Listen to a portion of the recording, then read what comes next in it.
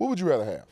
Would you rather have an organization that was good for a long period of time and just fell off for a decade or two and they're trying to get back to prominence? Or would you rather have an organization that's consistently good, yet they're not necessarily winning Super Bowls like fans want? And the former is where the New York Giants are. And I'm going to compare them to the Pittsburgh Steelers for a second because a lot of people want Pittsburgh to not be good for an extended period of time so they can get back good again, as if not being good guarantees you being at the top of the heap. Now, if you want to argue that Pittsburgh's not at the top of the heap, I get it. My point remains they're always competitive. But for the New York Football Giants, it hasn't been that way. So let's go ahead and break down a timeline because I want to talk about the sleeping giants, and this is what I think they are. From 1983 to 2015, do the math if you want to know how many years that is. These are the coaches that were at the helm for the New York Giants. Bill Parcells, who is a two-time Super Bowl champion, Hall of Fame coach, regarded as one of the best ever. You had Dan Reeves, who, while didn't win a Super Bowl in New York, was a coach of the year, and we know what Dan Reeves did in Denver. But even if you didn't know Dan Reeves was in New York, he did a phenomenal job as a coach with the Giants. You also had Jim Fossil, who led the Giants to a Super Bowl, albeit they got pummeled by the Baltimore Ravens. He was a coach of the year, and he also led them to the Super Bowl. And then you had Tom Coughlin. Tom Coughlin won 2 Super Bowls as well, beating the Patriots both times, when in a lot of people's minds elevates Tom Coughlin to a stratosphere unlike any other coach because of those circumstances. So from 83 to 2015, the Giants were blessed with some phenomenal coaches. Okay, they were blessed with phenomenal decision makers. They were blessed with people who understood the game of football. They were blessed with people who understood how to put their team, their players, everybody in position to be successful, bar none. And then they fell off. Not those coaches, but the Giants fell off. So then in the last decade, right, we're talking about since Tom Coughlin left, they've had 6 head coaches. And this was the Dave Gettleman and now the current Joe Shane era in terms of GM. So it wasn't good with the Giants. There were a lot of decisions that were made that weren't advantageous. They didn't know what they wanted to do, and I think also transitioning from Eli Manning didn't work out. It's hard to go from a Super Bowl winning and potential, he's not there yet, but a potential Hall of Famer at quarterback just because of the way things run. And when you're in a market like New York, I understand what the expectations are.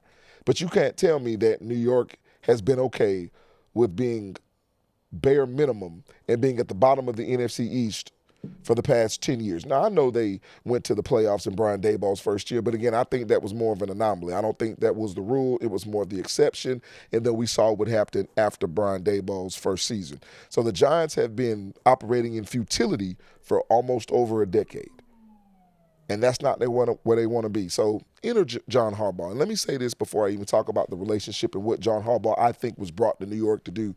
Isn't it amazing how the narrative and how the perspective of a coach can change based on his situation? When he was with the Ravens, a lot of people called him stale.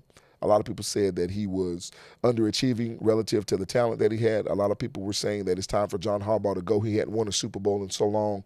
You've got Lamar Jackson, one of the best talents, not just quarterbacks, but talents in the NFL. You've always got a defense that performs. I know there were a couple of lean years there when they were switching coordinators to Zach Orr, stuff like that. But the Ravens most definitely were considered contenders, and they felt like for whatever reason, under John Harbaugh, they weren't getting the job done. And all that may be true. But then when he becomes the head coach of the Giants, it's the greatest move the Giants could have made, which I agree with. It's an opportunity for the Giants to turn stuff around, which I agree with, not necessarily in year one. Could happen, but I'm not expecting it in year one as good as John Harbaugh is. And I'm going to talk about why in a little bit. But it's funny how one man's trash is another man's treasure. You've heard that adage for so long, and I think it applies here. But why was John Harbaugh brought into the Giants? Because I think the Giants haven't been void or bereft of talent, and I think that speaks a lot more to what's happening in New York, because you can say a team is talented, but a team being talented doesn't make a team, and it doesn't make a team good. And I think that's what you've seen having to be dealt with the New York Giants. That's been the issue. That's been the scenario that they haven't been able to get over.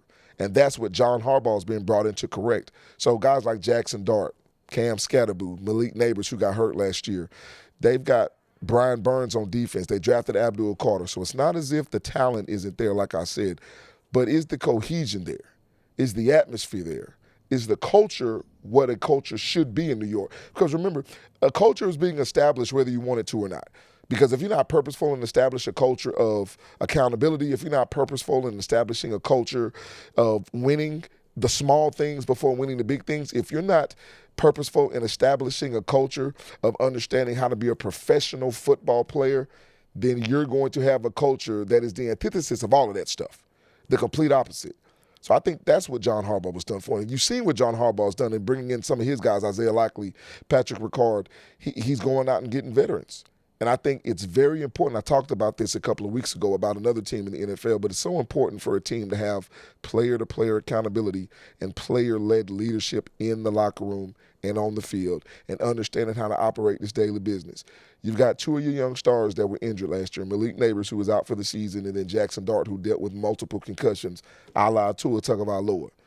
This is a team that has everything they need, and now they've got what they need at the top in John Harbaugh. There is no questioning his hire.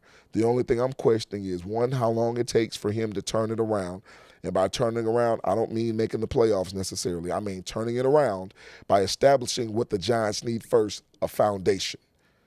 Because if you don't have a foundation, at the first sign of a storm, at the first sign of a drizzle, at the first sign of any slight wind, it will crack, it will fumble and tumble, and it will fall. That's where the Giants have been the past decade. John Harbaugh is more like the coaches from 83 to 2015 than he is the last decade. However, he's got to come in and establish who he is and make sure the Giants can live up to that standard that they're going to set for themselves, and I think rightfully so.